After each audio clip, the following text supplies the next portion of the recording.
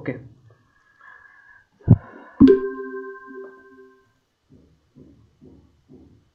স্ক্রিনটা সবাই দেখতে পাচ্ছ তো? হ্যাঁ স্যার। ঠিক আছে, বলি। তো এই যে ওয়াট মিটার, আগের দিন আমরা যে ওয়াট মিটার পড়লাম, এবং ওয়াট মিটার জিনিসটা আগেও পড়েছি, কালকেও একবার পড়েছি। কিন্তু এই ওয়াট মিটার এবং এর আগে যে মিটারগুলো পড়া হয়েছে, অর্থাৎ পিএমএমসি টাইপ ভোল্ট মিটার বলো, অ্যাম মিটার বলো, বা তার আগে যাই পড়া হয়ে থাকুক যাবতীয়, সেখানে একটা জিনিসের সমস্যা ছিল না। কি সমস্যা? সেটা হচ্ছে যে এদের মধ্যে অতটা এরর থাকতো না। ওই পিএমএমসি, এমআই, ওরা ওয়ান কাইন্ড অফ, ওদেরও এরর থাকতো, কিন্তু এতটা ওয়াট মিটারের মতো এতটা এরর থাকতো না। এবং মোর ওভার, দেখো ওয়াট মিটার এসি হোক বা ডিসি হোক, কনস্ট্রাকশনটা কিন্তু একই, তাই না? মানে দুটো ক্ষেত্রেই তোমার মানে একটা ফিক্সড কয়েলকে দুটো পার্টে ভাগ করা আছে, আর তার মাঝখান দিয়ে মুভিং কয়েলটা মুভ করতে পারে। এই সিস্টেমটা ডিসি হোক এসি হোক এটাই। কিন্তু এসির ক্ষেত্রে সমস্যাটা, বেশ কিছু সমস্যা এসে দাঁড়ায়, যেগুলো ডিসির ক্ষেত্রে ছিল না। ডিসির ক্ষেত্রে খুব স্পেসিফিক্যালি বলতে গেলে, ধরো তোমার একটা ওয়াট মিটার আছে, এবং ধরো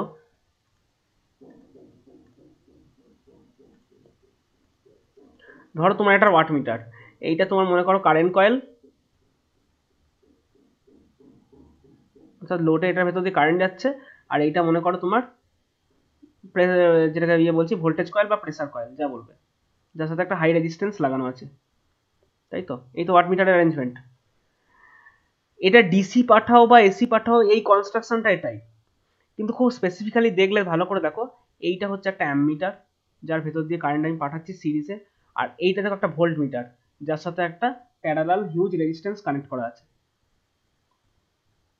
তো একটা অ্যামমিটার একটা ভোল্ট মিটার একে অপরের কয়েলের উপর টর্ক ফেলে কাঁটা মুভ করছে, এই তো কনসেপ্ট।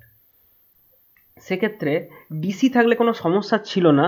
তার কারণ হচ্ছে, ডিসি থাকলে পিওর যা কারেন্ট ডিসি এটার ভেতর দিয়ে ফ্লো হচ্ছে, এবং তার ক্ষেত্রে তোমার এই ধরো এই যে ভোল্টেজ কয়েল এবং কারেন্ট কয়েল, দুটোর মধ্যে ফেজ লিড ল্যাগের ব্যাপার ছিল না, তাই না? ডিসিতে তো যেদিকে ভোল্টেজ, মানে উত্তর ডিরেকশন নেই, তো সবসময় পাওয়ার ফ্যাক্টর 1 বলতে পারো, সবসময় ভোল্টেজ আর কারেন্ট লাই করে আছে। এসির ক্ষেত্রে সমস্যাটা হয়ে যায়। তার কারণটা হচ্ছে, এক তো এসির ক্ষেত্রে তোমার ভোল্টেজ আর কারেন্টের মধ্যে একটা অ্যাঙ্গেল রয়েছে, যে অ্যাঙ্গেলটা খুবই ইম্পর্টেন্ট, বুঝতে পারছো, আমার পাওয়ার মেজারমেন্টের ক্ষেত্রে। তার থেকেও বড় সমস্যা হচ্ছে যে সেই ভোল্টেজ এবং কারেন্ট এই কয়েলগুলোর ভেতর দিয়ে যাচ্ছে। সমস্যাটা ওইখানেই অকার করে। সেটা কি না, প্রথম একটা জিনিস আমাকে জানতে হবে, সেটা হচ্ছে যে এই যে এতদিন ধরে যাবতীয় এত মিটার বলছি, সব প্রত্যেকটা মিটারে একটা করে এরকম করে একটা কয়েল দেখানো হয়েছে। তো সবাই তো বুঝতে পারছে এটা কি, হোয়াট ইজ দিস? সিম্পলি একটা ইন্ডাক্টর না? অ্যাকচুয়ালি ইন্ডাক্টর প্লাস রেজিস্টার, যাই হোক, জিনিসটা অ্যাকচুয়ালি ইন্ডাক্টর প্লাস রেজিস্টার, খুব লো রেজিস্টার আর কি।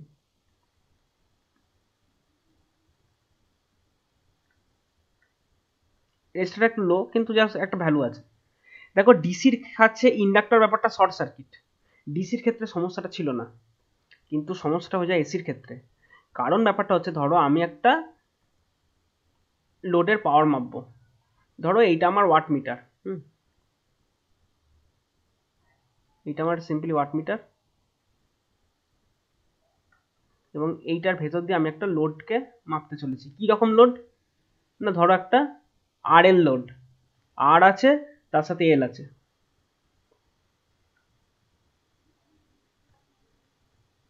ধরো এই যে আর এল বলে যে লোডটা লাগিয়েছি আমি, এই লোডটা কি পরিমাণ পাওয়ার এখান থেকে কনজিউম করছে সেইটা আমি দেখতে চাইছি। এটা একটা এসি সাপ্লাই, হ্যাঁ। তো কি পরিমাণ পাওয়ার কনজিউম করছে সেটা আমি এই ওয়াট মিটারটায় আমি মেজার করব। মুশকিলটা হয়ে যায় দেখো, আমি ভেবেছিলাম আমার আর এর একটা সার্টেন ভ্যালু আছে, এল এর একটা সার্টেন ভ্যালু আছে। আরো স্পেসিফিক্যালি দেখলে ভালো করে দেখো, এদের সঙ্গে দেখো, এখন এটাও তো একটা ইন্ডাক্টর, তাই না? তাহলে দুটো ইন্ডাক্টর দেখো কানেক্ট হয়ে গেছে, অর্থাৎ ইন্ডাকটেন্সটা গেছে আরো বেড়ে, ইন্ডাকটেন্স আরো বেড়ে গেছে। তো মুশকিলটা এইখানেই, যে ইন্ডাকটেন্স বেড়ে যাওয়াটা, এবং সেইটা এমনই একটা মুশকিলের ব্যাপার আর কি, যে যেহেতু তোমার ইন্ডাকটেন্সটা এরকম বেড়ে গিয়েছে, তখন মানে তুমি যেটা ভেবেছিলে যে ধরো যদি এই ইন্ডাক্টরটা না থাকতো, ধরো আর আর এল এর মধ্যে এইরকম মানে ভি আর আই এর মধ্যে একটা এরকম একটা অ্যাঙ্গেল হতো। এবার তোমার সিস্টেমে তুমি চাওনি, অথচ ওয়াট মিটারের নিজের একটা কয়েল আছে, তার একটা ইন্ডাক্টর এসে চেপে বসেছে, মানে ইন্ডাক্টেন্স গেল আরো বেড়ে, হয়তো দেখলে আয়ের অ্যাঙ্গেলটা আরো শিফট করে গেল। তাহলে আমার মেজারমেন্ট একটা এরর চলে আসবে না। আমি যেটা ভাবলাম যে আমার এই আর আর এল এর জন্য যে ভিআই কস ফাই হওয়ার কথা, এই এলটা থাকার জন্য আরো গেল বেড়ে। তো এইরকম ঝামেলা যখন তুমি এসি সাপ্লাই দেবে তখন এসে অফার করবে। এবং আরো স্পেসিফিক্যালি ব্যাপারটা যদি বলি আমি, সেটা হচ্ছে যে একটা যদি নিই আমি, মানে একটা কয়েল নিই, কয়েলটার কাজ কি? কয়েল বলতে দেখো এই যে এই ছবিটা মনে করো, দাঁড়াও, ধরো এই ছবিটা এখানে ছিল।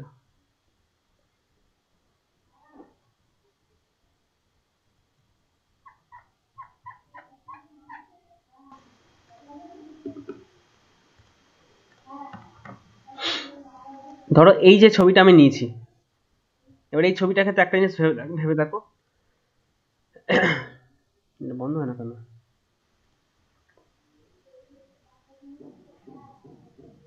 এই যে ছবিটা আমি নিয়েছি, দেখো ছবিতে এখানে মানে ওই ফিক্সড কয়েল বলো, মুভিং কয়েল বলো, কয়েলগুলোকে দেখানো হয়েছে। দেখে তো বুঝতে পারছো এটা কি? ধরো সরু কপারের কয়েল সিস্টেম করে জড়ানো আছে। তো জড়ানো থাকা মানে কি, সে একটা ম্যাগনেটিক ফিল্ড তৈরি করছে। আর যে কিনা একটা ম্যাগনেটিক ফিল্ড তৈরি করছে, সে একটা নাথিং বাট অ্যান ইন্ডাক্টর। সে তো ইন্ডাক্টর ছাড়া খুব একটা অন্য কিছু নয়।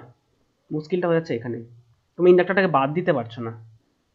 তো এই কারণের জন্য যে ওয়াট মিটারে অ্যাকচুয়াল যা রিডিং তুমি দেখছো, তার থেকে অনেক বেশি ভুলভাল রিডিং তুমি পাবে। প্রচুর ওয়াট মিটার এরর আছে এই কারণটার জন্য স্পেসিফিক্যালি।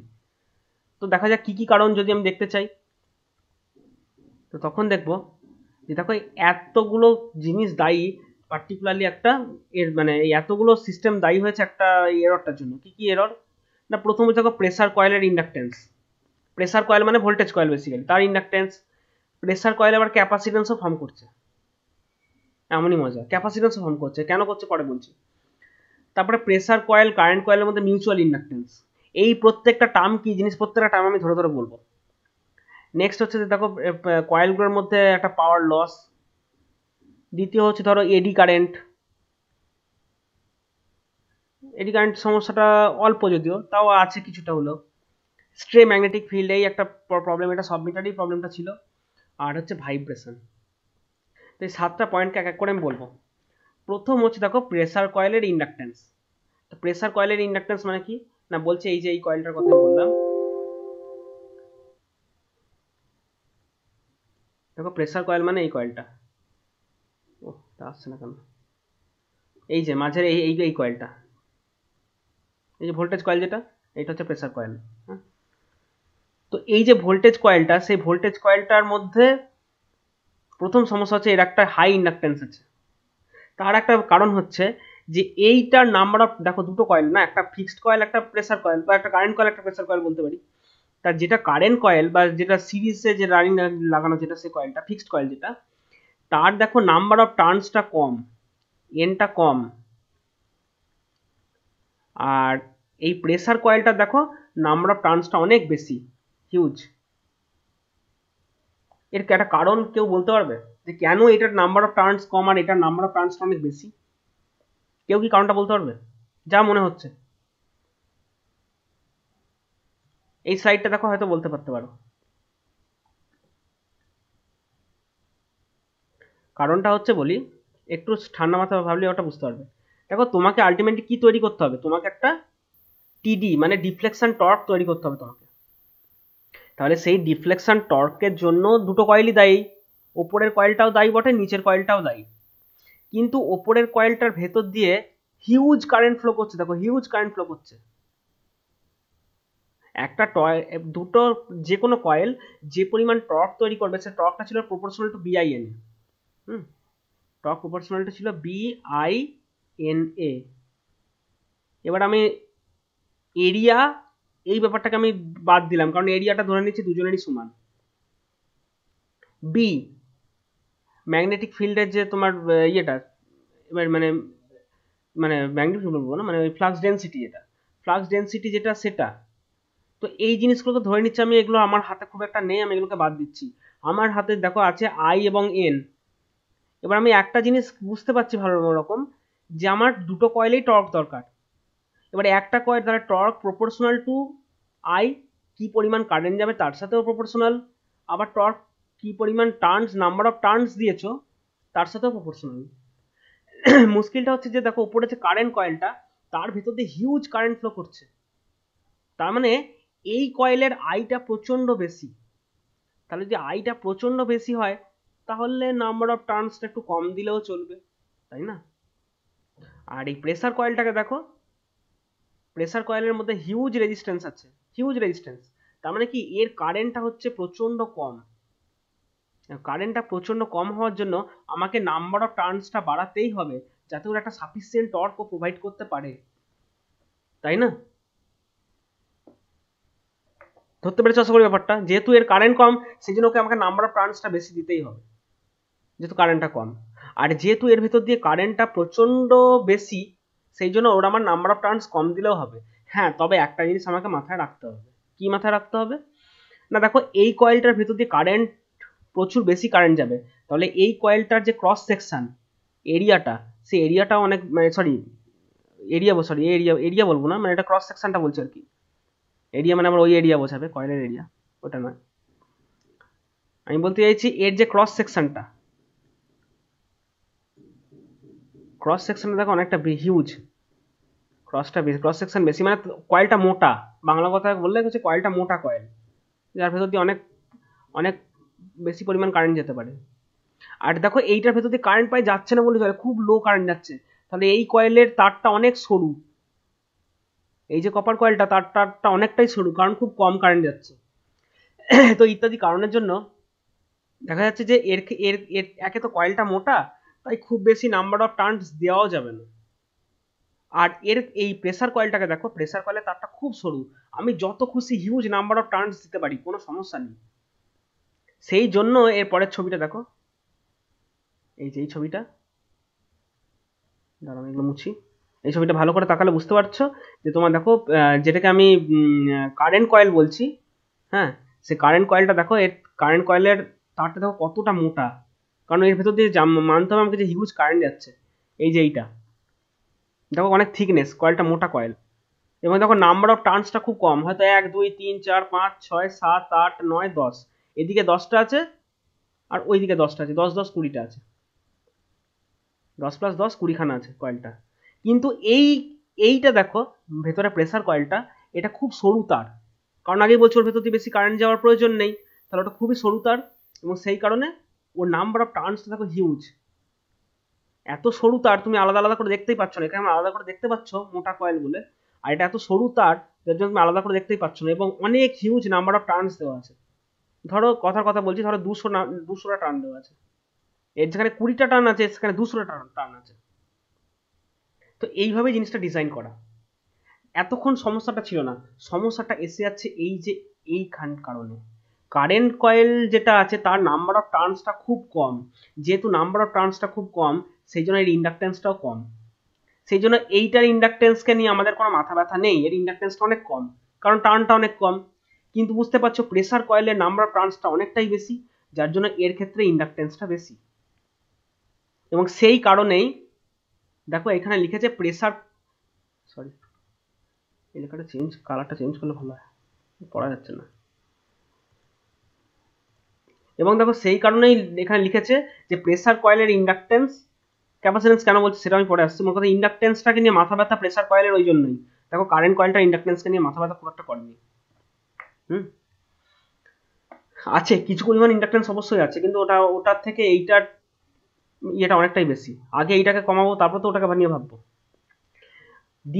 তো এই প্রেসার কয়েলের ইন্ডাকটেন্স ব্যাপারটা কি বলছে, বলছে ডিউ টু সেলফ ইন্ডাকটেন্স, নিজের ইন্ডাকটেন্স থাকার জন্য the pressure coil creates phase shift in the current flowing through it. অর্থাৎ কি না, ব্যাপারটা এরকম দাঁড়ালো যে ধরো মনে করো আমার সিস্টেমে ছিল এই ছিল ভি, আর সিস্টেমের আমার এই ছিল মনে করো আই, তাহলে এইটা আই আর এটা ভি। এবার আমি আমার যে ওয়াট মিটারটা কি করছে, ওয়াটমিটারটা দেখো প্রেসার কয়েলের ভেতর দিয়ে তোমার ভোল্টেজের কারেসপন্ডিং কারেন্টটা যাচ্ছে, হ্যাঁ, আর তোমার কারেন্ট কয়েলের ভেতর দিয়ে কারেন্টটা ফ্লো হচ্ছে। কোথায় করলাম,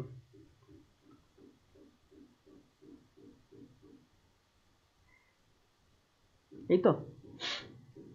তাহলে দেখো এই যে ভি এর অ্যাঙ্গেলটাকে আমি ভাবছিলাম ভি এর অ্যাঙ্গেলটা 0, এখন এর মধ্যে যদি নিজের মধ্যেই একটা হিউজ ইন্ডাকটেন্স কাজ করে যায়, তাহলে এইখান দিয়ে যে কারেন্টটা যাচ্ছে আই, আমি ভেবেছিলাম দেখো এখান দিয়ে একটা যাচ্ছে I1, আর আমি ভেবেছিলাম যে এইখান দিয়ে যাচ্ছে I2, তাহলে I1 I2 যেরকম পজিশনে আছে সেটা কি করে ফলো করবে? তাহলে এই যে I1 আর I2 এটা কাকে ফলো করবে? এই I1টা দেখো এক্স্যাক্টলি এর ভি কে ফলো করবে। তাহলে আমি এতক্ষণ ধরে এক্সপেক্ট করছিলাম যে আচ্ছা তার মানে I1টাও আমার এদিকে থাকবে, this will be my I1 and this will be obvious, sorry white color হবে, and this will be my I2। আমি ভেবেছিলাম যে এই ভি এর যা অ্যাঙ্গেল হবে আই এর তাই সেম অ্যাঙ্গেল হবে, কোনো অসুবিধা নেই। মুশকিলটা হয়ে যাচ্ছে ওইখানে যখন নিজের একটা ইন্ডাকটেন্স এসে যাচ্ছে। যদি এর নিজের ইন্ডাকটেন্স এসে যায় তখন যেদিকে ভি আছে আই বেটা যাবে ল্যাগ করে, অর্থাৎ আইটা আর এরকম না থেকে তখন আইটা হয়ে যাবে এরকম, অর্থাৎ মনে করো এরকম থাকবে ভেবেছিল কিন্তু এরকম আর থাকতে পারলো না প্রেসার কয়েল ইন্ডাকটেন্সের জন্য, সে তখন হয়ে গেল এরকম।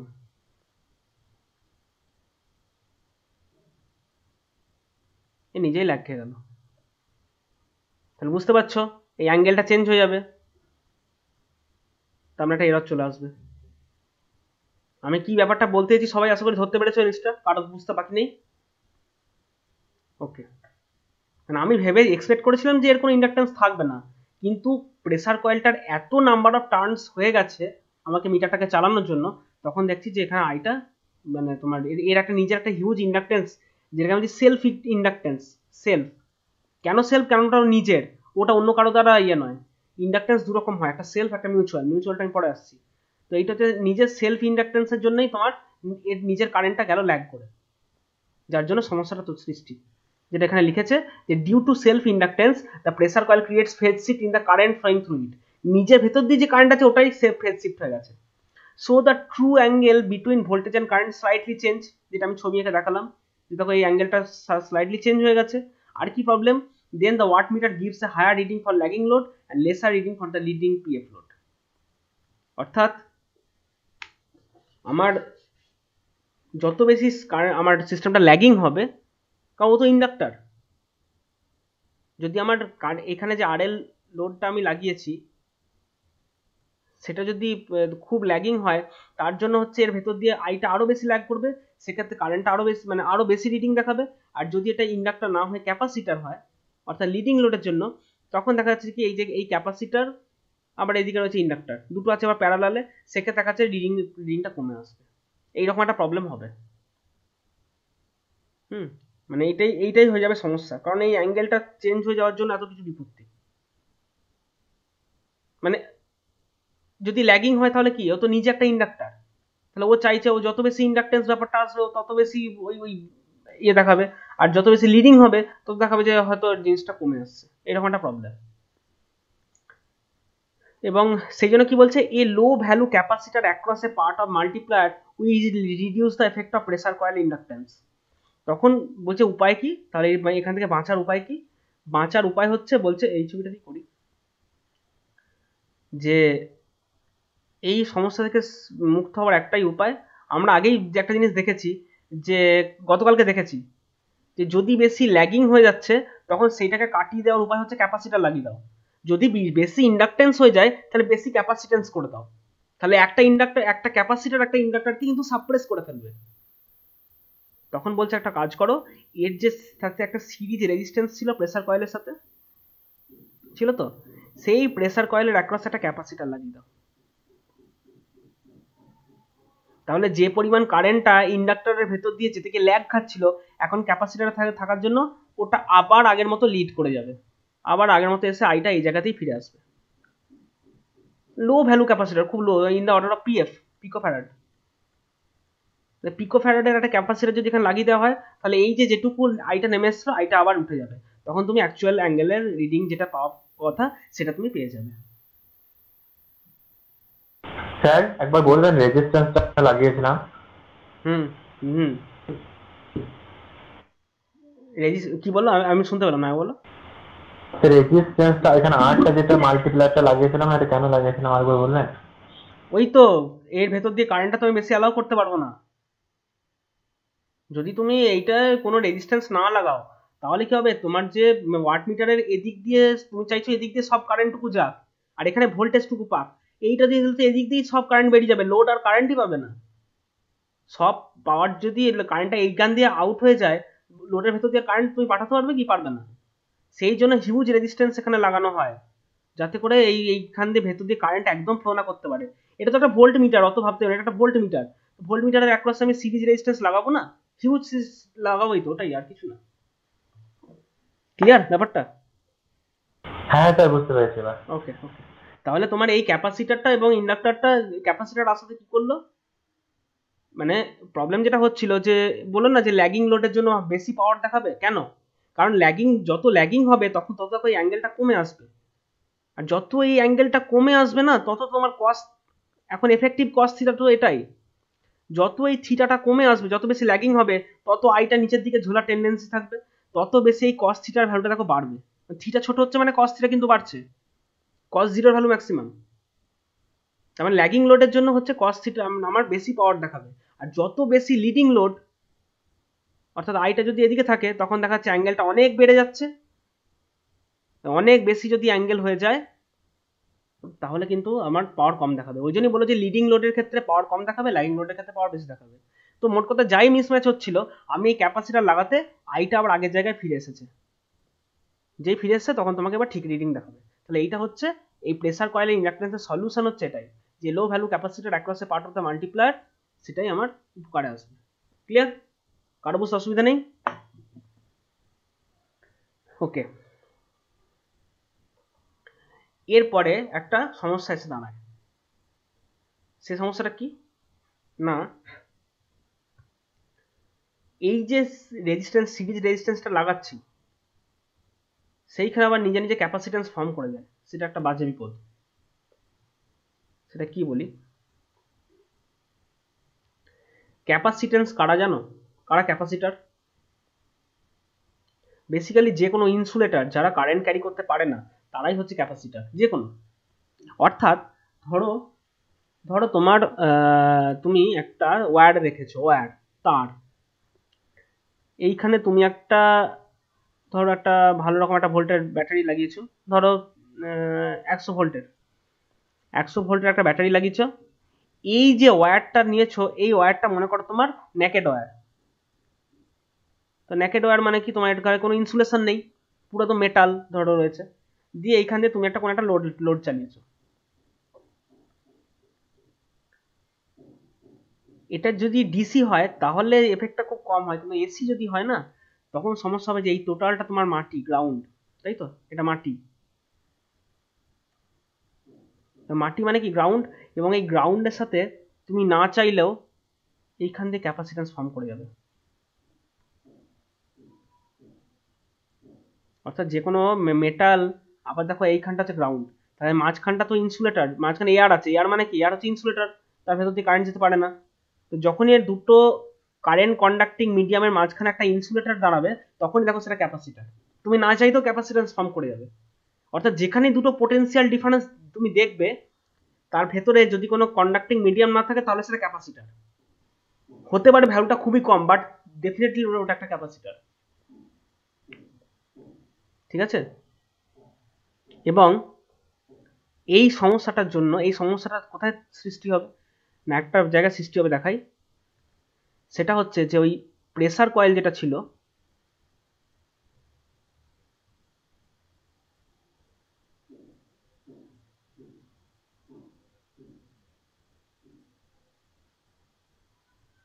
ধরো এরকম, এটা ছিল তোমার প্রেসার কয়েলটা,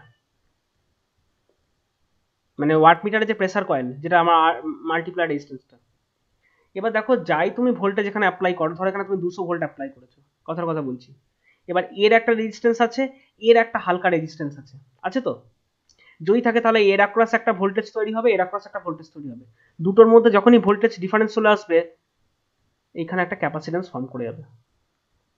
অর্থাৎ ইন্টার টার্ন, ইন্টারটার্ন ক্যাপাসিট্যান্স হচ্ছে কি না, আমার এই যে কয়েলটা ভোল্টেজের প্রেসার কয়েল এবং তার সাথে মাল্টিপ্লায়ার সিরিজ রেজিস্ট্যান্স, এই দুটোর অ্যাক্রসে দু রকম ভোল্টেজ থাকার জন্য তার অ্যাক্রসে ক্যাপাসিট্যান্স ফর্ম করে যাবে।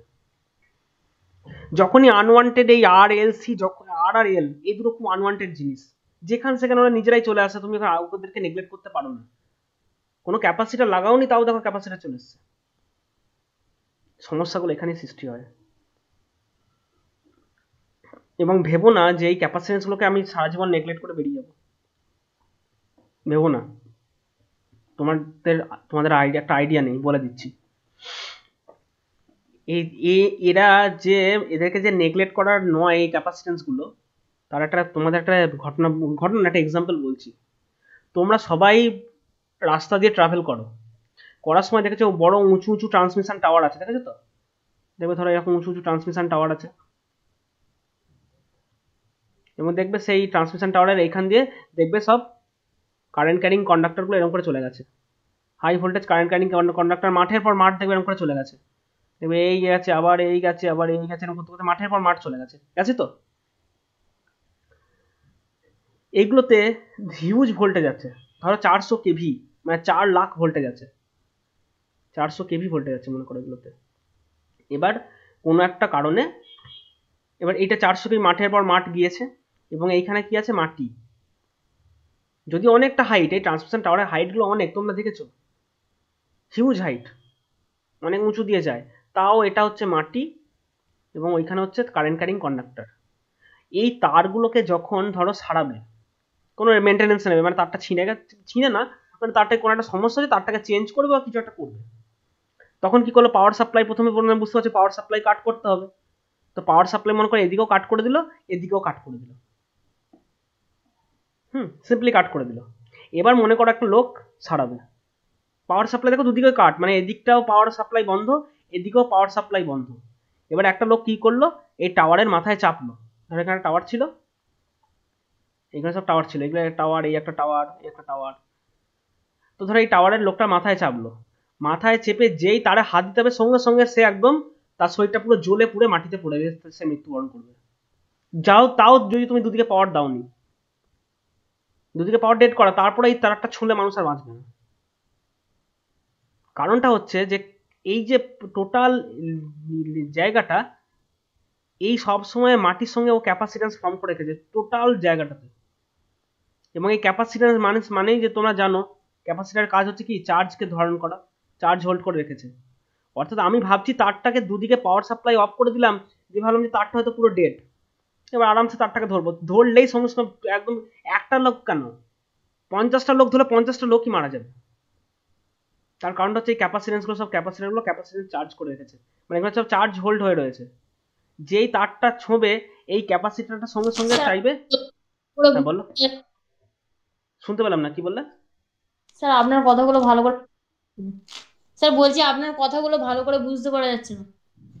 বুঝতে পারছি না, বাকিরা বুঝতে পারছো? হ্যাঁ স্যার, আমাদের তো আসছে কথা স্পষ্ট। তোমার নেটে মনে সমস্যা আছে, একটু দেখো, নাহলে পরে ইউটিউবটা দেখে নিও, ওর এমনি ভয়েস প্রবলেম তো ওদের বলছে নেই। তো আমি যেটা বলতে চাইছি যে তোমার এই ক্যাপাসিট্যান্সগুলো কি করেছে, চার্জ হোল্ড করে রেখে দিয়েছে। যখনই চার্জ এরকম হোল্ড করে রেখে দিয়েছে, যখনই একটা মানুষ এই তারটাকে ছুঁড়লো, তখন তার সঙ্গে বডিটা গ্রাউন্ডেড। যেই বডিটা গ্রাউন্ডেড, এখান দিয়ে যে পরিমাণ চার্জ ধরে রেখেছিল, সে পুরো চার্জটা মানুষের শরীর দিয়ে বেরোতে যাবে, আর সমস্ত মানুষটা পুরো একদম জ্বলে পড়ে যাবে।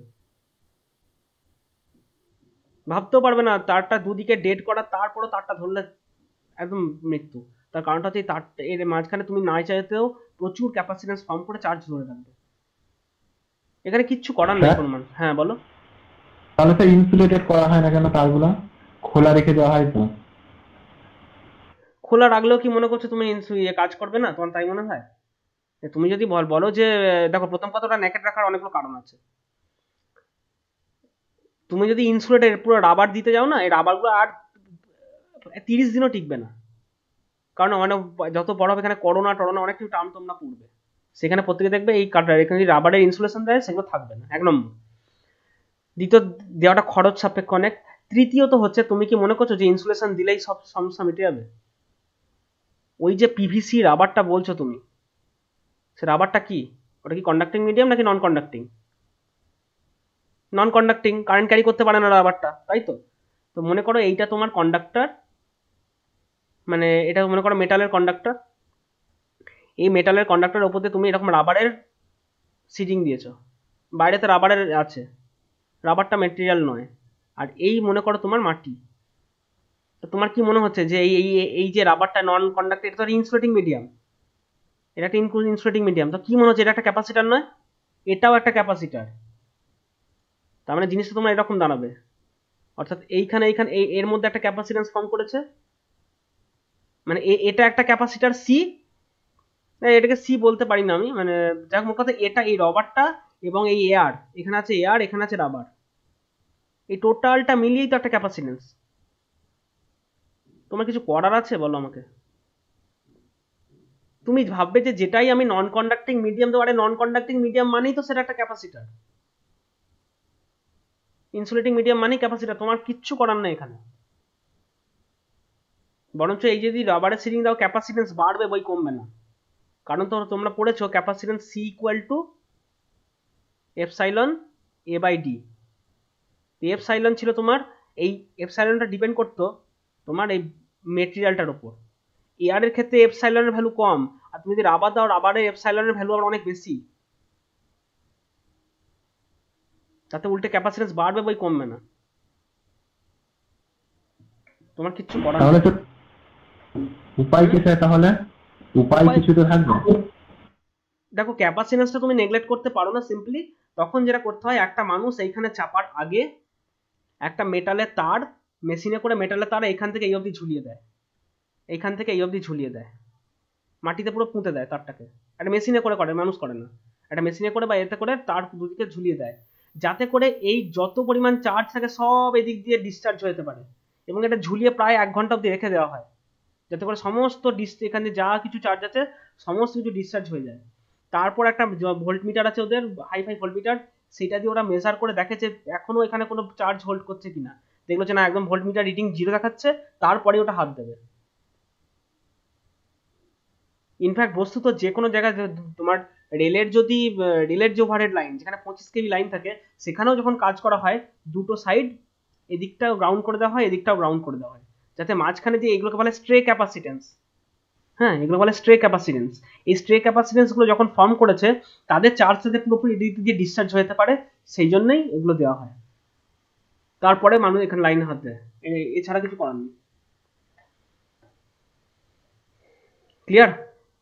আমি কেন বলছি যে এই ক্যাপাসিটেন্স গুলোকে তুমি চাইলে এতটা মানে সস্তার জিনিস মনে করো না, এগুলো যথেষ্ট চাপের ব্যাপার এই ক্যাপাসিটেন্স গুলো। তো এই কারণের জন্য দেখতে পাচ্ছি যে আমার এই পোটেনশিয়াল কয়েলের যে কয়েলটা আর যে মাল্টিপ্লায়ার রেজিস্ট্যান্স দুটোর মধ্যে একটা ক্যাপাসিটেন্স ফর্ম করে গেল, যেটার কথা আমরা এখানে বলেছে। The series resistance in the pressure coil circuit has many turns, so in addition to inductance seen before there are interturn capacitance also, এবং বলছে these capacitance effect exceeds the induction effect and a phase shift pressure coil will cause the error। বুঝতেই পারছো unwanted একটা capacitance ঢুকলো, মানে আমি না চাইতেও একবার সেই যে ফেজ শিফট আমি অ্যাকচুয়াল চাইছিলাম, আবার এখানে ফেজের আইআর মানে ওই আই দুটো আইয়ের মধ্যে একটা ফেজের ডিফারেন্স হয়ে যাবে এক্সট্রা, তো এরর আসবেই, ঠিক আছে? এবং সেটা তোমার এবং দেখতে পাচ্ছি যে তাহলে এই ক্যাপাসিটেন্সটা থাকার জন্য কি হবে, এটা কি ভালো হলো নাকি খারাপ হলো? আমার যে প্রশ্ন, এটা কি ভালো ক্যাপাসিটেন্সটা বাড়লো তো ভালো হলো না খারাপ হলো? যদি আমি এই প্রশ্ন করি তখন আমি একটু ক্লিয়ার একটু ভাবলে দেখবো যে আমাকে কিন্তু অলরেডি একটা দেখো ক্যাপাসিটেন্স লাগাতে হচ্ছিল, অর্থাৎ এই ছিল আমার কারেন্ট কয়েল আর এই ছিল আমার প্রেসার কয়েল, সেই প্রেসার কয়েলের যে মাল্টিপ্লায়ার রেজিস্ট্যান্স সেখানে আমাকে অলরেডি একটা ক্যাপাসিটার লাগাতে হচ্ছিল, আর যদি এই ইন্টারটার্নের মধ্যে যদি ক্যাপাসিটেন্স ফর্ম করে তা করুক না, আমার তো ক্যাপাসিটেন্স আমি সিস্টেমে চাইছি। হ্যাঁ সেক্ষেত্রে আমি যেটা করব, আমাকে এখানে হাই ভ্যালু ক্যাপাসিটার লাগাতে হবে না, আমাকে একটু লো ভ্যালু, আমি যে ক্যাপাসিটারটা লাগাচ্ছিলাম যেটা আগের পয়েন্ট থেকে সিদ্ধান্তে এলাম, সেই ক্যাপাসিটেন্সের ভ্যালুটা একটু যদি কম হয়ে যায় তাহলেই হবে, থাক অসুবিধা নেই, এই ক্যাপাসিটেন্স হলো একটু কম হয়ে যাক, কারণ অলরেডি একটা ক্যাপাসিটেন্স ওদের মধ্যে ফর্ম করেছে, তাহলে একটু কম দিলেই হয়ে যাবে, দুটো মিলে গড়পড় তো তাহলে আমার মিটে যাবে আর কি।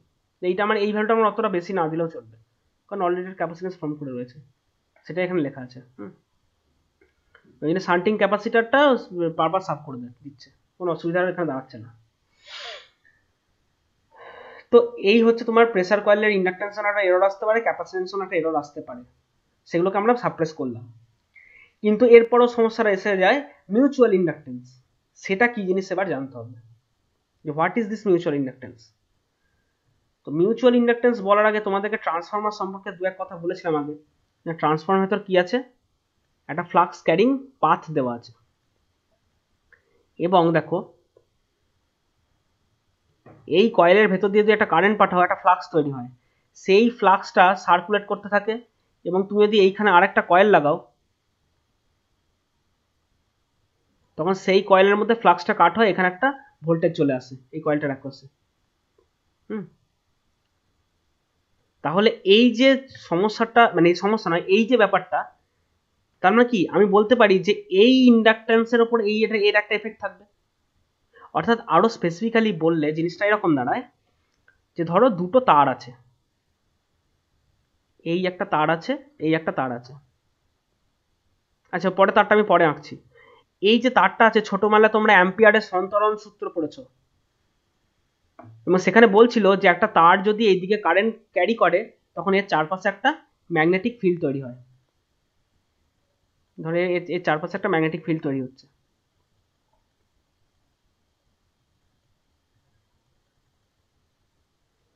এবং এই যে ধরো ম্যাগনেটিক ফিল্ডটা তৈরি হচ্ছে, তার একটা রেঞ্জ আছে।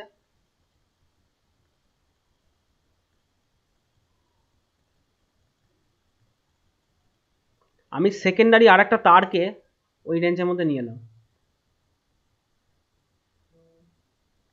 তো এই তার দিয়ে কারেন্ট যাচ্ছে কি না যাচ্ছে সেটা পরের প্রশ্ন। প্রথমে এসে দাঁড়ায় যে এই তারের জন্য যে ম্যাগনেটিক ফিল্ডটা সৃষ্টি হচ্ছে, ইয়েলো কালার যেটা দেখিয়েছি, সেটা দেখো সেকেন্ড যে কয়েলটার তারটা গেছে তার মধ্যেও কাট হয়ে গেছে। অর্থাৎ জিনিসটা কিরকম দাঁড়াবে, যখন এই প্রথমটার এফেক্ট পরেরটাতে আসবে, তাহলে এখান দিয়ে যা কারেন্ট যাচ্ছিল আবার উল্টে এই তারের মধ্যে আরো একটা পোটেনশিয়াল ডিফারেন্স তৈরি হবে। অর্থাৎ এখানে অ্যাকর্ডিংলি কারেন্টটা বাড়তে পারে বা কমতে পারে। অর্থাৎ এই তার দিয়ে কারেন্ট ফ্লো হওয়ার জন্য তার একটা এফেক্ট এই তারে চলে এলো।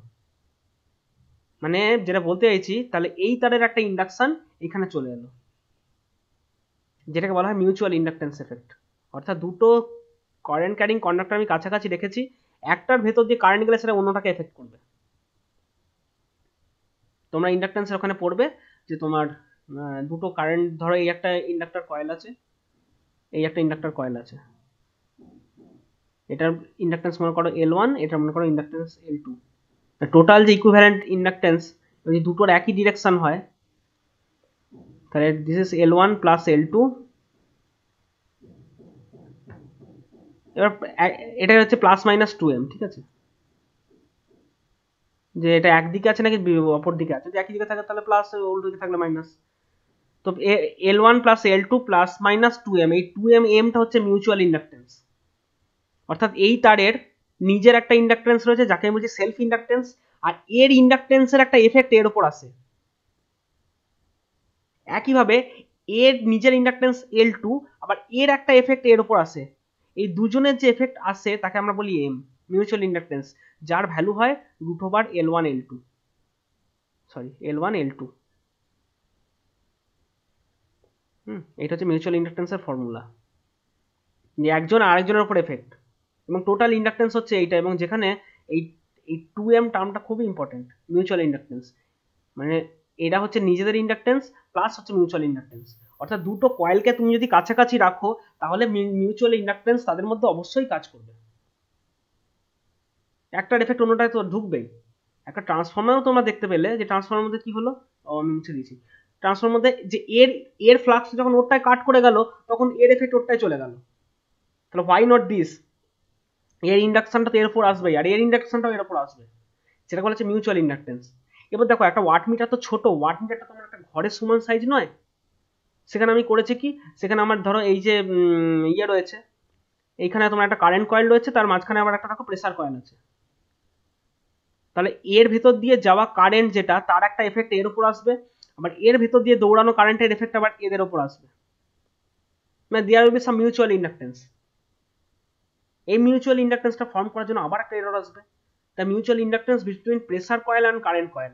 অর্থাৎ কারেন্ট কয়েল আর প্রেসার কয়েল দুটোর ভেতর দিয়ে কারেন্ট যাচ্ছে, দুজনের মধ্যে একটা মিউচুয়াল ইন্ডাকটেন্স চলে আসবে, এবং তার জন্য কি হবে, একটা তাদের মধ্যে একটা ফেজ শিফট হয়ে যাবে, না চাইতেও ইন্ডাকটেন্সটা চলে এলো, ফেজ শিফট হয়ে যাবে, তখন আবার এরর আসবে।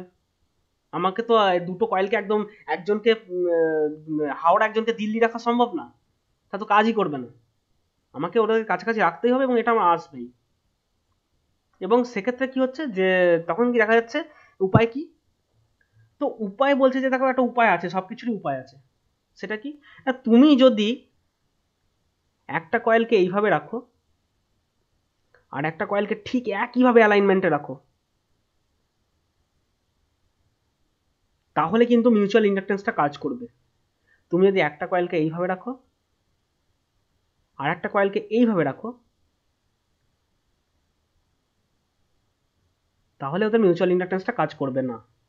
কেন করবে না, স্পেসিফিক্যালি দেখতে গেলে জিনিসটা এরকম, যে একটা কয়েল মনে করো এরকম এইভাবে রেখেছো তুমি, যখন একটা কয়েলকে আমরা এইভাবে রাখি তখন তার মধ্যে ফ্লাক্স লাইনগুলো কিভাবে যায়, দেখো এইভাবে যায়, সাদা রং দিয়ে ফ্লাক্স লাইনগুলো দেখাচ্ছি। হ্যাঁ, এই একটা, এই একটা, এই একটা, একইভাবে ধরো এইদিকে একটা, চতুর্দিকে এরকম করে ছড়ানো, অর্থাৎ এদিকটা মনে করো এন, এদিকটা মনে করো এস, তাহলে এন থেকে বেরিয়ে সব এসে গিয়ে ঢুকছে, এই তো ফ্লাক্স লাইনের ছিঁড়ি, সব এদিক থেকে গিয়ে এদিকে এইভাবে যাচ্ছে।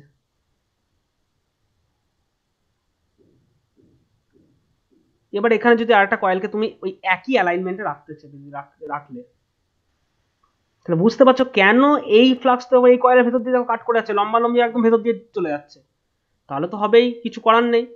উপায় কি, বলছে উপায় কয়েলটাকে এইভাবে রাখো, দেখি তো কোন ফ্লাক্সের ভেতর দিয়ে কাট করতে পারে, আর করলেও কোনো কাজে আসবে না, কারণ এখানে অ্যাঙ্গেলটা 90 ডিগ্রি হয়ে গেছে, 90 ডিগ্রি নয় অ্যাকচুয়ালি, কয়েলের সাথে অ্যাঙ্গেলটা 0 ডিগ্রি হয়ে গেছে। কয়েলটা তো অ্যাকচুয়ালি মানে কয়েলটা এইভাবে প্লেস করছি, মানে তারটাকে দেখো তার সাথে 90 ডিগ্রিতে আছে, তার ডিরেকশনটা এইদিকে, এই যে সোজা নামছে, তারের ডিরেকশনটাও এদিকে, এইখানে বুঝতে পারছি যে তারটা এইভাবে পেঁচিয়েছি, তারের ডিরেকশনটাও এদিকে, ফ্লাক্সের ডিরেকশনটাও এদিকে, ও আর কোনো এফেক্ট নিতে পারবে না ওর উপর। তো এটাই হচ্ছে সলিউশন। কি বলছে যে সেক্ষেত্রে বলছে কয়েল সিস্টেম আর সো অ্যারেঞ্জ, এমনভাবে অ্যারেঞ্জ করা হয় then they are always in zero position for mutual inductance, যাতে করে মিউচুয়াল ইন্ডাকটেন্সটা না হয়, এমনভাবে রেখেছি যাতে মিউচুয়াল ইন্ডাকটেন্স সেভাবে কাজ করতে না পারে। এবং একটা এক্সাম্পল দিচ্ছে যে টর্সন ওয়াট মিটারে এই ধরনের একটা অ্যারেঞ্জমেন্ট নেওয়া হয়ে থাকে। ইনফ্যাক্ট এখানে যে ছবিটা তোমাদের দেখানো হয়েছে, এই যে ছবিটা, এইখানটায় যদিও একই দিকে, দেখো এই তারটাও যেদিকে রেখেছে এই তারটাকে ওই দিকে নিয়ে গেছে, এদের মধ্যে নয়, এইটা এক্সাম্পল হবে না, মানে একটা তার যেদিকে থাকবে আর একটা তার 90 ডিগ্রি থাকবে, সেই রকম অ্যারেঞ্জমেন্টে যদি রাখা যায়, আবার তাহলে আবার ইয়েও কম হয়ে যাবে, তোমার ইন্ডাকশন এফেক্টটাও আবার কম হয়ে যাবে, সেটাও দেখতে হবে। দুটোকে মোটামুটি বজায় রেখে যতটা সম্ভব অ্যাঙ্গেলটাকে এমন একটা পজিশনে রাখা যায় যাতে করে ওই জিনিসটা একদম না আসে, তো সেটাই হচ্ছে এখন solution. Coil system R so arrange that mutual inductance is zero, তাতে করে এইটুকু করে যেটুকু মিটবে সেটুকুই আমার সলিউশন, এছাড়া কিছু সলিউশন নেই আমার। তাহলে বোঝা গেল যে ইন্ডাকটেন্স আর ক্যাপাসিটেন্সের ঝামেলাগুলো মেটালাম। পরবর্তী সমস্যা চলে আসে রেজিস্ট্যান্সের মধ্যে পাওয়ার লস, যে আমি যে কয়েলগুলোর কথা বলছি, অর্থাৎ কারেন্ট কয়েল বলি আর আমার প্রেসার কয়েল বলি, যাই বলি, এদের কিছু তো হালকা রেজিস্ট্যান্স থাকবেই, যে কোনো কয়েল তো রেজিস্ট্যান্স ফ্রি হতে পারে না, রেজিস্ট্যান্স থাকবেই। এবার এর ভেতর দিয়ে মনে করো 50 অ্যাম্পিয়ার দৌড়চ্ছে, ধরো এই কয়েলের ভেতরে 50 অ্যাম্পিয়ার দৌড়চ্ছে, এর রেজিস্ট্যান্স কত না, ধরো খুব কম, কত কম, ঠিক আছে 0.5 ওয়াট, 0.5 ওহম মনে করো, খুব কম বলেছে, কত কম না 0.5 ওহম, 0.5 ওহমের ভেতর দিয়ে 50 অ্যাম্পিয়ার দৌড়চ্ছে, আর এখানে কত ওয়াটেজ তো একটা কনজিউম হয়ে যাবে, আই স্কোয়ার আর, আচ্ছা আই স্কোয়ার না হ্যাঁ ঠিক আছে I square R, 50 into 50 into 0.5 কত হচ্ছে, 50 ইন্টু 25,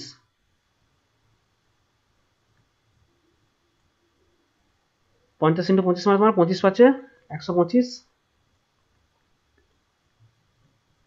দেখেছো কি অবস্থা হলো? নিজে দেখ না, এখান দিয়ে যদি 50 অ্যাম্পিয়ার দৌড়োয়, যদিও এত অ্যাম্পিয়ার দৌড়োয় না, তার জন্য শান্ট ব্যবস্থা থাকে, সেটা অন্য বিষয়। মোট কথায় ধরে নাও এখান দিয়ে 50 অ্যাম্পিয়ার দৌড়চ্ছে, কি ধরো 5 অ্যাম্পিয়ারই দৌড়চ্ছে, যাই হোক, আরে এর মধ্যে তো একটা পাওয়ার কনজিউম হচ্ছে।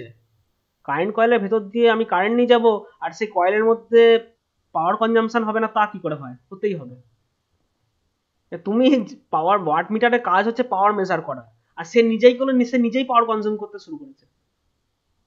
Definitely that will be an error, তাই না? তো ওটাই বলছি, ohmic resistance for both current and pressure coil, এটা দুটো কয়েলের জন্যই প্রযোজ্য। তাদের মধ্যে যত যাই হোক একটা কিছু পরিমাণ পাওয়ার তাদের মধ্যে লস হবেই, এবং সেক্ষেত্রে এরর আসবেই। ঠিক আছে, তো সেটাকে সাপ্রেস করার উপায় কি?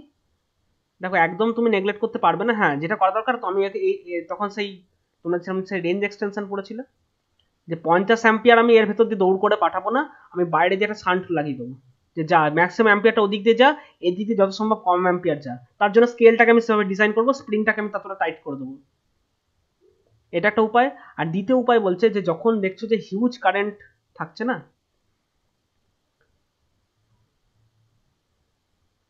মানে ব্যাপারটা হচ্ছে এরকম, যে ধরো আমার এইটা ছিল কারেন্ট কয়েল, আর এইটা ছিল আমার প্রেসার কয়েল। তো আমি দেখছি যে আমার এই ছিল আমার লোড, এই লোডের অ্যাক্রসে পাওয়ারটা আমাকে মেজার করতে হবে, অর্থাৎ এই আমাকে মাপতে হবে কি, এই লোডের ভেতর দিয়ে কারেন্ট কত সেটা মাপতে হবে, যেটা কিনা এই কয়েলটা মেপে বলে দেবে, আর এর অ্যাক্রসে কত ভোল্টেজ পড়েছে সেটা এ বলে দেবে। কি করে বলবে যদি এর অ্যাক্রসে আবার ধরো একটা ভোল্টেজ চলে আসে? ধরো এত হিউজ কারেন্ট যাচ্ছে যে এর অ্যাক্রসে একটা ভোল্টেজ চলে এসছে, এই এই প্রেসার কয়েলটা চাইছিল এর অ্যাক্রসে ভোল্টেজ মাপতে, তাই না? অথবা এইখানে একটা আলাদা আবার একটা এখানে ভোল্টেজ চলে এসছে, তখন উপায় কি? বলছে একটা কাজ করো ভাই, এই প্রেসার কয়েলটাকে না এর আগে লাগাতে হবে না, যদি দেখো যে এর অ্যাক্রসে প্রচুর ভোল্টেজ ড্রপ হচ্ছে, প্রেসার কয়েলটাকে এর পরে লাগাও। হ্যাঁ, এই পরে লাগাও, এই পরে লাগালে দেখো এই একদম এই ভোল্টেজের টার্মিনালটাও পেয়ে যাবে, যদি এর মধ্যে অনেক পাওয়ার ড্রপ হয়ে থাকে, মানে ভোল্টেজ ড্রপ হয়ে থাকে। এবং সেটা তখনই যখন এখানে খুব হাই কারেন্ট দৌড়চ্ছে তখন। যদি খুব লো কারেন্ট দৌড়োয় তাহলে অসুবিধা নেই, লো কারেন্ট দৌড়লে আমার এখানে এমন কিছু ভোল্টেজ ড্রপ হবে না, এখানে যা ভোল্টেজ পাবো এখানেও একই ভোল্টেজ পাবো, তখন এখানে এমন কিছু ভোল্টেজ ড্রপ হবে না, সেক্ষেত্রে প্রেসার কয়েলটাকে আমি আগে লাগাতে পারি। কিন্তু যদি দেখো যে না এর মধ্যে ভালো রকম ভোল্টেজ ড্রপ হয়ে যাচ্ছে, দেন প্রেসার কয়েলটাকে এখানে লাগিও না, কারেন্ট কয়েলের পরে লাগাও, ওইটা হচ্ছে সলিউশন। বলছে for large current the pressure coil is connected after the current coil, that is your solution. আর একটা কি বলেছে, কম্পেনসেটিং কয়েল। ওই কম্পেনসেটিং কয়েল আমি যেটা বললাম, ওই একটু আগে শান্ট, যদি মনে হয় যে শান্ট লাগাতে হলে শান্ট লাগাতে হবে, বা সেইখান দিয়ে আমাকে ম্যাক্সিমাম কারেন্টটাকে বা ভলিউমটাকে পাস করে দিতে হবে, মানে সেটা যা করার সেটা করতে হবে, মানে ওই যে এক্সট্রা যে শান্ট ফান্ড লাগাতে হবে সেটা বলছি। মোস্টলি পাওয়ার লসটাকে কমানোর জন্য আমাকে যতটা সম্ভব আমাকে করা যায় কম্পেনসেটিং কয়েল লাগিয়ে করতে হবে, বা আমাকে ওই প্রেসার কয়েলটা ওর পরে দিতে হবে, এই হচ্ছে সলিউশন। ঠিক আছে,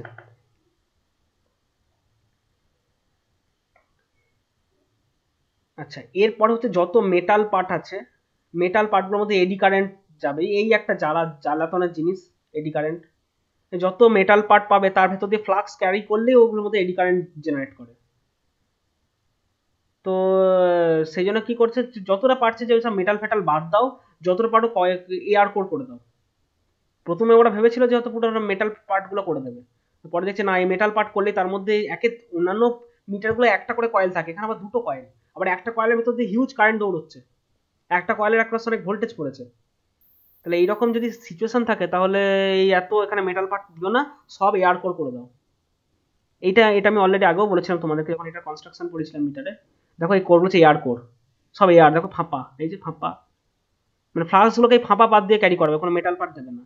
মেটাল পার্ট না দিলে এডি কারেন্ট একটু লসটা কম হবে, এটাই সলিউশন, আর কিছু করার নেই এখানটায়। আর কি আছে, আরেকটা হচ্ছে স্ট্রে ম্যাগনেটিক ফিল্ড। ও আচ্ছা আচ্ছা আচ্ছা, তাই ভাবছেন কি হলো। আরেকটা হচ্ছে স্ট্রে ম্যাগনেটিক ফিল্ড। স্ট্রে ম্যাগনেটিক ফিল্ডটা কি জিনিস? না, এ মিটার সুন্দর চলছিল, সব ভালো কাজ করছিল, আর বাইরে থেকে কিছু ম্যাগনেটিক ফিল্ড এসে এদেরকে সালা এফেক্ট করেছে। কি জিনিস না, বাইরে থেকে ধরো এটাকে এমন একটা এনভায়রনমেন্ট রাখছি, বাইরে থেকে অনেক ফ্লাক্স এর মধ্যে ঢুকছে, মানে বাইরে থেকে, তখন এদের রিডিং যাচ্ছে কেঁচিয়ে। তা বাইরে থেকে যাতে ফ্লাক্স গুলো না ঢুকতে পারে, তাহলে কি উপায় আছে? টোটালটাকে একটা মেটালের চাদর দিয়ে ঢেকে দাও। এই টোটালটাকে, এই টোটাল বাইরে যেটাকে পুরো মেটালের একটা বাইরে দিয়ে চাদর দিয়ে ঢেকে দাও। মেটালের চাদর দিয়ে ঢাকলে ওটা মেটালটা বাইরে থেকে সিল্ডিং হয়ে গেল, অর্থাৎ বাইরে থেকে কোনো ইএমআই ভেতরে আর ঢুকতে পারবে না।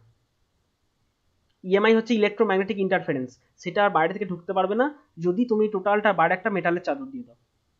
তাহলে এদের এদের রিডিং আর এফেক্ট হবে না, এটাই সুবিধা।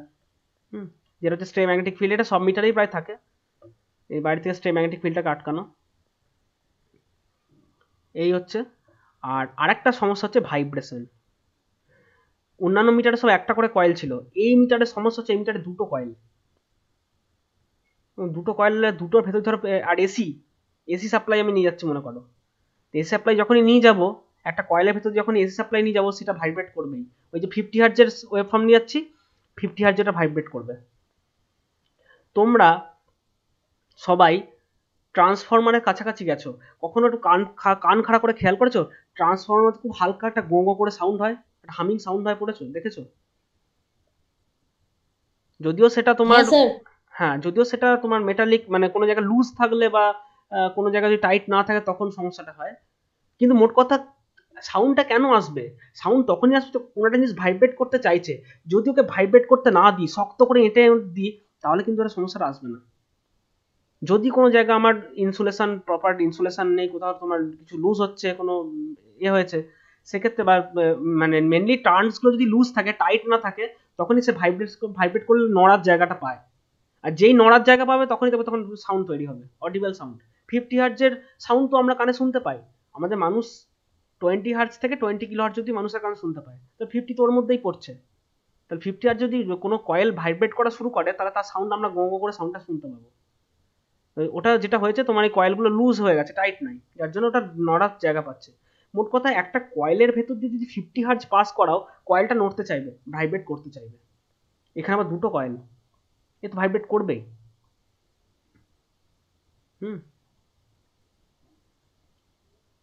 তো সেই জন্য কি করছে, প্রপার মেকানিক্যাল ডিজাইন দরকার, যাতে করে ওরা নড়াচড়া না করতে পারে, ঠিক আছে? মানে একটা, মানে অ্যাকচুয়ালি 50 হার্টজ, এবার দুটো কয়েল আছে, 50 × 2 মানে 100 টাইমস ভাইব্রেট করতে পারে। আমি যতটা পারছি মেকানিক্যাল ডিজাইনটা এমন করব যাতে আমার এই 100-এর থেকে অনেকটা কম থাকে, ফার অ্যাওয়ে, মানে অনেক কম থাকে। মানে যত সব টাইট করে করে জিনিসগুলোকে আটকাতে হবে, এত বেশি ভাইব্রেট না করতে পারে সিস্টেমটা। আমার ওই এই যে তোমার কাঁটাটা লাগানো আছে, কাঁটাটা এখানে যে পাইভট জকি অ্যারেঞ্জমেন্ট হ্যানা ত্যানা যেগুলো পড়েছিলাম আমি, ধরো এইদিকে একটা আছে, ওদিকে একটা আছে, সেইগুলো যত সম্ভব টাইট বা ওয়েতে করতে হবে, যাতে করে জিনিসটা ভাইব্রেট না করতে পারে। কারণ যেটার ভেতর দিয়ে এসি ওয়েভ ফর্ম, দেখো ডিসিতে কোনো সমস্যা ছিল না, ডিসি খুব ভালো মানুষ, যত ঝামেলা এসিতে, ওর ভাইব্রেশন আছে, ওর মধ্যেই পাওয়ার ফ্যাক্টরের ঝামেলা, ওর মধ্যেই অ্যাক্টিভ পাওয়ার রিঅ্যাক্টিভ পাওয়ার ঢুকে বসে আছে, আর ও এলেই যত ইন্ডাকটেন্স ক্যাপাসিট্যান্স এসব ফর্ম করে বসে থাকে, সব কিছু ওর জন্য ঝামেলা, কিছু করার নেই। তো সেগুলোকে সাবপ্রেস করে যতটা যা যা হয় আর কি। তো এইগুলো হচ্ছে তোমার ওয়াট মিটারের এরর, এবং তাদেরকে করে আমি কম্পেনসেট করবো, তার মেথড। এটা এক্সামের জন্য মোটামুটি একটু ইম্পর্টেন্ট। কি অ্যান্সার লিখতে হবে আমি দেখিয়ে দেবো পরে। দেখো এখানে কিছু টিপিক্যাল ছবি দেখানো হয়েছে, এই ছবিগুলো বলেই দিচ্ছে। দেখো একটা ওয়াট মিটার নিজে 29 ওয়াট কনজিউম করে নিচ্ছে কারেন্ট কয়েলটা, কি অবস্থা বলো দেখিনি? এরর হবে না? এখানে যদি 4.5 অ্যাম্পিয়ার কারেন্ট যায়, এর যা ইন্ডাকটেন্স থাকে তাতে প্রায় 29 ওয়াট এখানেই কনজিউম হয়ে যাচ্ছে, মানে এর যা এই কয়েলটার যা নিজের রেজিস্ট্যান্স।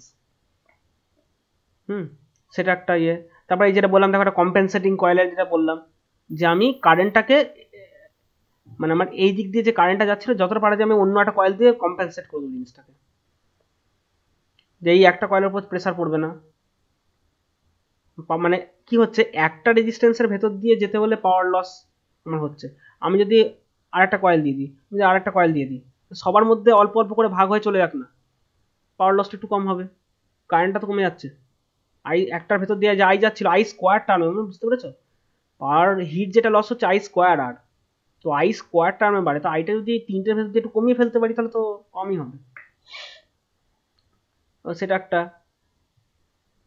তারপরে দেখো এই যে ক্যাপাসিটার বললাম, সেই ক্যাপাসিটারটা লাগিয়েছে, এটা একটা। হ্যাঁ, তারপরে যেটা বললাম যেমন ধরো এটা ওই টিপিক্যাল ওয়াট মিটার, একদম টিপিক্যাল ছবিটা দেখানো হয়েছে এখানে। ছবিটা স্পষ্ট নয় কারণ আমি এর থেকে ভালো ছবি পাইনি।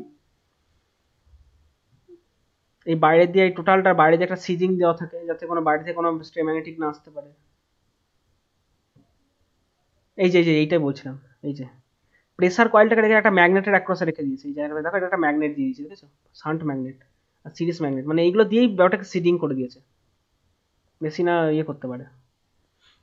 যদিও এটা একটা মানে এনার্জি মিটারের ছবি, এনার্জি। তাহলে এইগুলো তো আমরা এসি মাপলাম, বা ডিসি মাপলে পরে যে ক্যাপাসিটরের যে ফাংশন সেগুলো কি আর দেখা যাবে? হিরোর গুলো তো আরো বেড়ে যাবে না? না ডিসি মাপলে তোমার তো ক্যাপাসিটেন্স এই তো এই অ্যাঙ্গেলের ব্যাপারটা নেই। ডিসির ক্ষেত্রে তো অ্যাঙ্গেলের ব্যাপারটা নেই, তোমার এরর আসবে না ওই এররগুলো। ওখানে থাক না ইন্ডাকটেন্স, ইন্ডাকটেন্স এসিতে আসে না, বাট ইন্ডাকটেন্স ক্যাপাসিটেন্সটা থাকে, থাকতেই পারে। কিন্তু ওগুলো তোমার তো ইয়ে করবে না, ভোল্টেজের কারেন্টের মধ্যে লিড লাগতো করাবে না। ডিসি তো, এসি হলেই ওই সমস্যাটা হয়। আর ডিসি তো কোনো রকম ডিরেকশন নেই, যেমন এর ভি এর ডিরেকশন, আই এর ডিরেকশন আছে, ডিসি তো ডিরেকশন নেই কিছু। ডিসির ক্ষেত্রে কোনো সমস্যা নেই, ওই প্রবলেমগুলো আসবে না। ঠিক আছে, এই দেখো এটা একটা ওয়াট মিটারকে ভেতরটা ভেঙে দেখানো হয়েছে, দেখতে পাচ্ছ? আমি কেন এই ছবিটা দেখাচ্ছি তার কারণটা হচ্ছে, তোমরা এই ছবিটার দ্বারা দেখো এই স্প্রিং, দেখো এই একটা স্প্রিং আমি যেটা মার্ক করছি, দেখো এই একটা স্প্রিং আর নিচে স্প্রিং, এখানে একটা স্প্রিং আছে। আর এই হচ্ছে কাঁটাটা, এই যে কাঁটাটা এইভাবে চলে গেছে ওইদিকে, কাঁটা এই বরাবর নড়াচড়া করতে পারে। দেখো এই তোমার কারেন্টের কয়েলটাকে দুটো পার্টে স্প্লিট করেছে। কয়েলটা দেখতে পাচ্ছ কতটা মোটা কয়েল দেখতে পাচ্ছ, যার ভেতর দিয়ে কারেন্ট যাবে। আর এই প্রেসার কয়েলটা কত সরু, দেখো দেখাই যাচ্ছে না, সরু সরু আলাদা করে দেখাই যাচ্ছে না। আর বুঝতেই পারছো এটা নাম্বার অফ টার্নসটা অনেক কম, এটা নাম্বার অফ টার্নস দেখো অনেকটা বেশি। চোখের সামনে জিনিসটা দেখতে পাচ্ছ, আমি পুরো ভেঙে দেখানো হয়েছে মিটারটাকে। আর এই টোটাল মিটারটাকে দেখো একটা মেটালের, এইরকম দেখেছো, এই যে টোটাল মেটালের একটা সিজিং দেওয়া হয়েছে, এই যে পুরো মেটাল বডি, এটা এই মেটাল বডি দিলে বাইরে থেকে ম্যাগনেটিক ফিল্টার ঢুকবে না। আর দেখো এয়ার কোর, কোনো সলিড কোর নেই, দেখো এই কয়েলটাও ফাঁপা এরকম রয়েছে, আর এও দেখো সব ফাঁপা, মানে এই এয়ার কোরের ভেতর দিয়ে করাবে যাতে এডি কারেন্ট লসটা না হয়।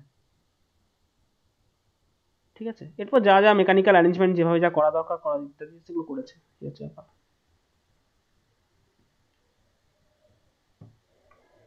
তো এই হচ্ছে আজকে বলার বিষয়বস্তু ছিল। কারো বুঝতে অসুবিধা আছে যা বললাম যেখান থেকে? নেই তো? ওকে, না স্যার। হ্যাঁ, হ্যাঁ বলো বলো কি? এই যে কালো কয়েল যেটা আছে এটা কি বটে, যেটাতে ওটা কয়েলটা বেরিয়েছে? এটা প্লাস্টিকের একটা বডি, কয়েলটা তো কারো ওপর জড়াতে হবে, না তো গোল শেপটা নেবে না। এটা অনেক ভারী কয়েল, ভারী কয়েলটা এরকম করে রাখলে গোল শেপটা নেবে না, ওই জন্য প্লাস্টিকের বডি এটা একটা, তার উপরে কয়েলটাকে জড়িয়েছে। আর এই কয়েলটা খুব সরু কয়েল, এই এরকম সরু কয়েলটাকে জড়িয়ে আঠা পেস্টিং করে একদম এরকম হালকা করে দিয়েছে, এর গোল শেপটা থেকে নড়বে না। ও গোল গোল দিয়ে তো হালকা কয়েল, আর এটা ভারী কয়েল বলেই ওটাকে একটা প্লাস্টিকের বডির উপর, এই যে ব্ল্যাক কালারটা দেখছো, ওটা প্লাস্টিকের বডির উপর জড়াতে হয়েছে।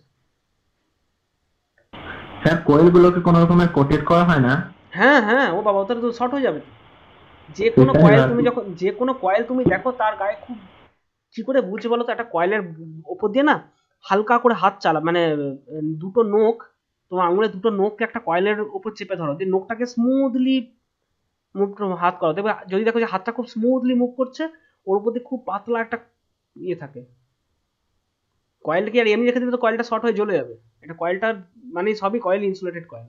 ইনসুলেশনটা এই যে চকচক করতে দেখতে পাচ্ছ, এই যে চকচক করছে, এই যে এর উপর দিয়ে ইনসুলেশন রয়েছে, একটা পাতলা পিভিসি ইনসুলেশন রয়েছে, ওই জন্যই চকচক করছে ওটা। ঠিক আছে,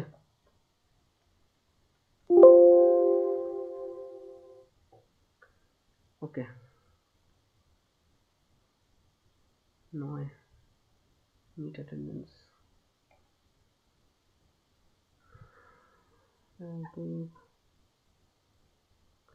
এখানে কারোর নাম মিস নেই তো? একটু দেখে নাও, যে কজন আছো আছো তো? ওকে, ঠিক আছে।